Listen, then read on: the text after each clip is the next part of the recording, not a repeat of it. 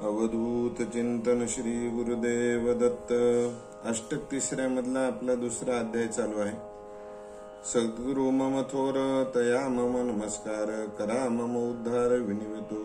श्री दत्त प्रभूचे पूर्ण कृपेची असते इच्छा सर्वांची, वर्णिली लीला श्री दत्तांची मनोहरे। ब्राह्मण भार्गव नामक तयाचा बुद्धिमान लेख, निर्बुद्धा समतरे वाईक वागे जडत्व। भार्गव नामक जो ब्राह्मण आहे त्याची कथा या ठिकाणी मांडलेली आहे। त्याला एक मुलगा होता, पण तो तरेवाईकपणे वागायचा, ऐकायचा नाही। वडिलांनी त्याला सांगितले की अरे चारी आश्रम आहेत, त्या आश्रमाचं जर आचरण आपण केलं तर आपण व्यवस्थितच नित्य योग्य मार्गाने जाऊ। परंतु तो त्या ऐकायला काहीच तयार नाही। मग त्यांनी सांगितलं की मी पूर्वजन्माचा योग भ्रष्ट झालेलो आहे, मी ह्या सगळ्या गोष्टी आत्मसात केलेल्या आहे, चारी आश्रम सुद्धा आत्मसात केलेले आहे, पुष्कळचं ज्ञान मी आत्मसात केलेलं आहे। परंतु त्या जन्मामध्ये मला मृत्यू आल्यामुळे माझे ते सगळं अर्धवट राहिलं, आणि आता तुम्ही मला जे बोलताय त्यामुळे मी जागृत झालो आणि आता मी निश्चितच योग्य कार्य करेन। अशा प्रकारचे उच्च कोटीचे विचार ऐकून वडील सुद्धा म्हणाले की बाबा मला सुद्धा तू ज्या ज्या गोष्टी प्राप्त केल्या त्याचं मार्गदर्शन मला कर।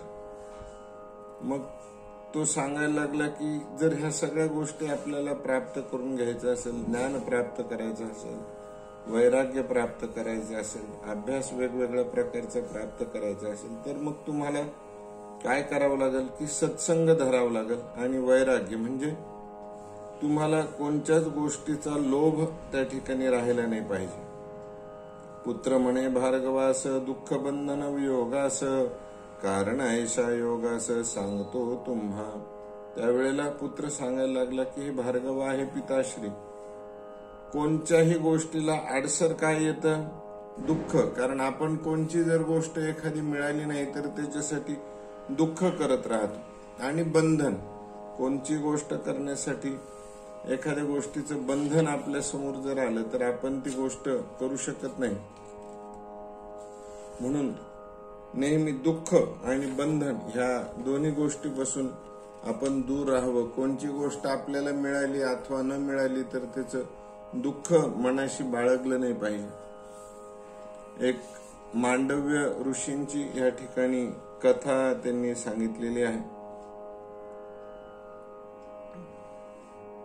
श्री दत्त कथित योगास, तुम्हासाठी वर्णितो खास, विनिवतो मी आपणास लक्ष देण्या। सौभाग्य कर्माने पूर्वार्जित पूर्वी पैठण नगरात, ब्राह्मण होता राहत कौशिक नामक।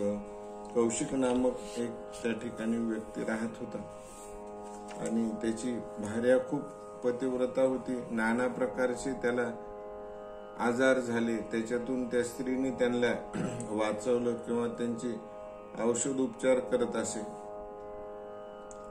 परंतु त्याला परदाराची सवय त्या ठिकाणी असल्यामुळं त्यांनी पत्नीला सांगितलं, पत्नी सुद्धा त्याला खांद्यावर बसून घेऊन गेली। जाता जाता मांडव्य ऋषी त्या ठिकाणी शूळावर बसलेले होते, तर त्यांना धक्का लागल्यामुळे त्यांना इजा त्या ठिकाणी झाली, आणि मांडव्य ऋषीने शाप दिला की सूर्योदय होताच तुझ्या पतीचा मृत्यू होईल। पण त्या कौशिक ब्राह्मणाची जी स्त्री होती ती अत्यंत तपस्वी होती।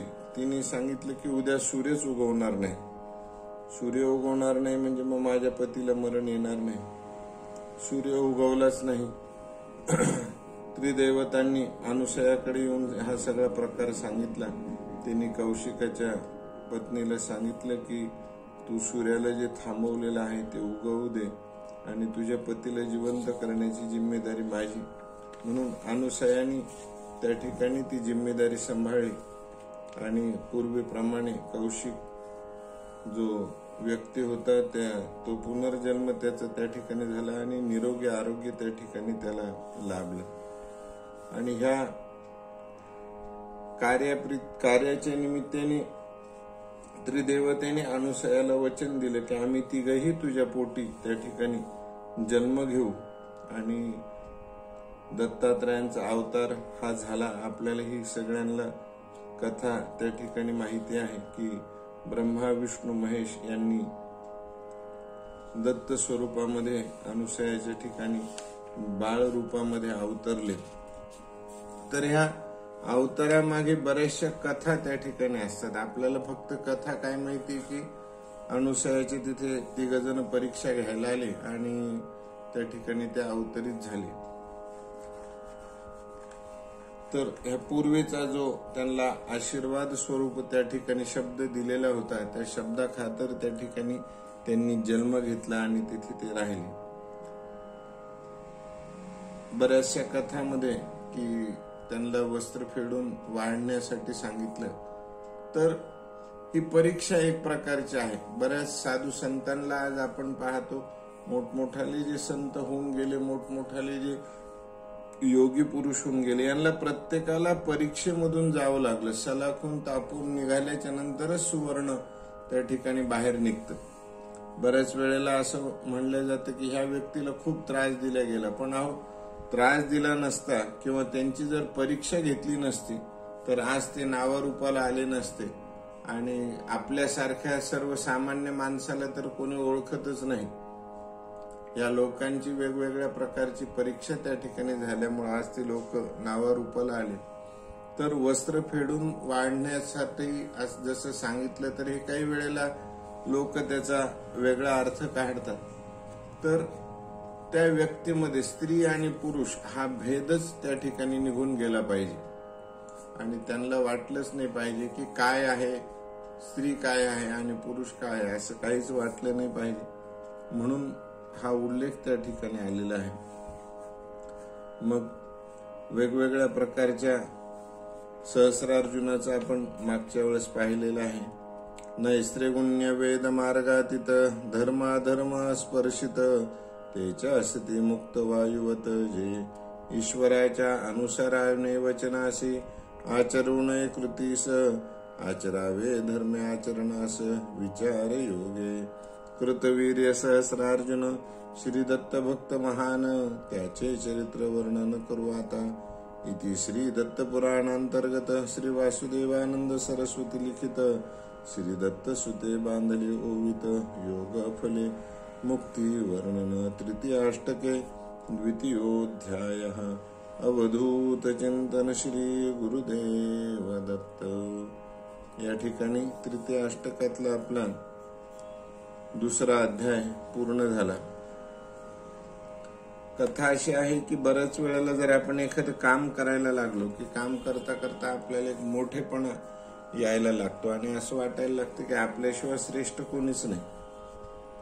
असंच एक दिवा तेवत राहायचा, अंधार पडला की त्या दिव्याचा उजेड सगळीकडे पसरायचा आणि दिव्याला वाटायचं की मी खूप श्रेष्ठ आहे असं दिव्याला वाटायचं आणि मी खूप तेजोवान आहे. मग सूर्यामध्ये आणि माझ्यामध्ये काय फरक आहे. कालांतराने थोडीशी एक वाऱ्याची झुळूक आली आणि तो दिवा शांत झाला. थोड्या वेळाने एका व्यक्तीने येऊन तो दिवा पुन्हा प्रज्वलित केला आणि सगळीकडे उजेड झाला.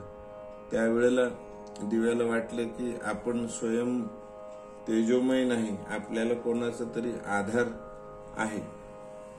म्हणून जीवनामध्ये लक्षात ठेवायचं की कोणाचा तरी आधार आपल्याला असल्याशिवाय आपण पुढे जात नाही. काही वेळेला काय होतं, एखाद्या निर्बुद्ध व्यक्तीला आपण खूप महत्व दिलं जातं आणि त्याला असं वाटतं की आपणच खूप श्रेष्ठ आणि बलवान आहोत. म्हणून ज्याची जागा त्याला त्या ठिकाणी दाखवली पाहिजे आणि ज्याचं त्याचं कार्य जर त्याने आपलं कार्य समजून केलं, माझं एवढंच कार्य आहे, मी त्या कार्यासाठीच आहे असं समजून जर केलं आणि विनाकारण जर दुसऱ्याशी कोणाशी तुलना जर केली नाही तर तो निश्चितच यशस्वी या ठिकाणी होईल.